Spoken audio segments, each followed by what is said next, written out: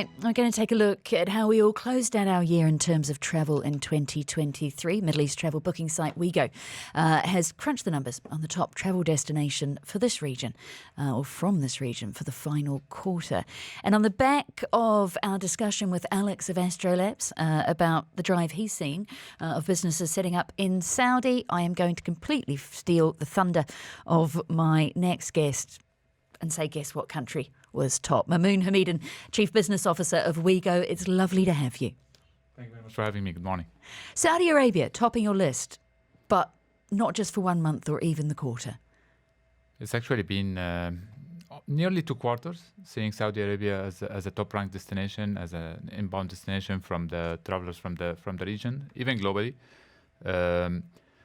It's expected, to be honest. I mean, we've been seeing that sort of work tremendously, being focused on building a new sort of destination within the region, and be it for business, be it for religious travel, mix between both. I mean, the Umrah Plus program kind of rolled out in a very nice way and worked beautifully for the kingdom. I wanted to say, with Saudi being your top destination for travellers from the Middle East for the past 6 months, and you look at what people are searching for as well as what they're booking, can you divide up how much of that is business travel, how much is pilgrimage, and how much is pure leisure tourism? Yeah, true. I mean, for now, we can say around 50% is business.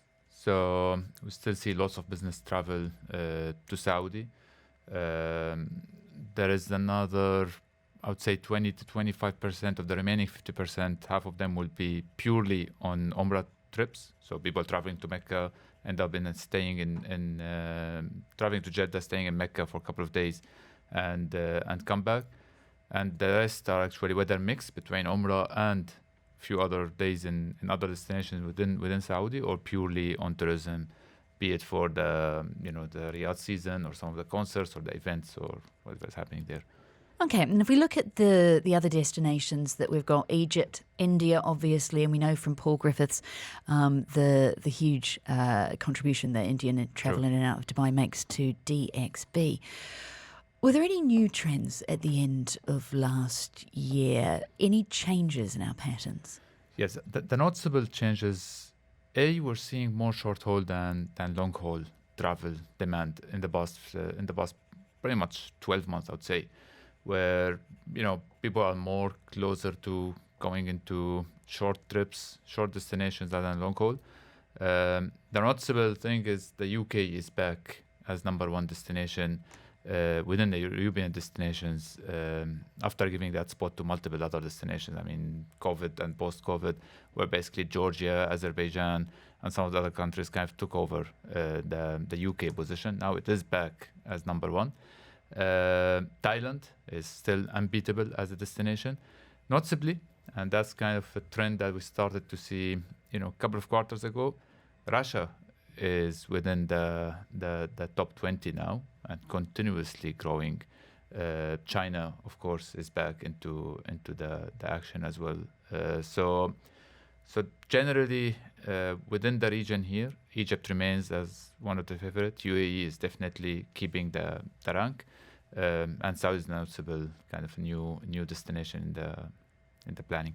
So 1 month down in 2024, how have we started off this year?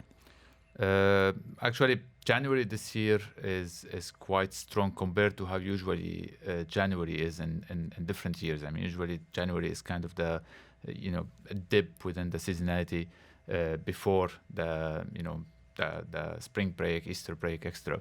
But January this year noticeably came with lots of demand. Again, Saudi remains to be as a top destination on demand, followed by India, Pakistan, and UAE.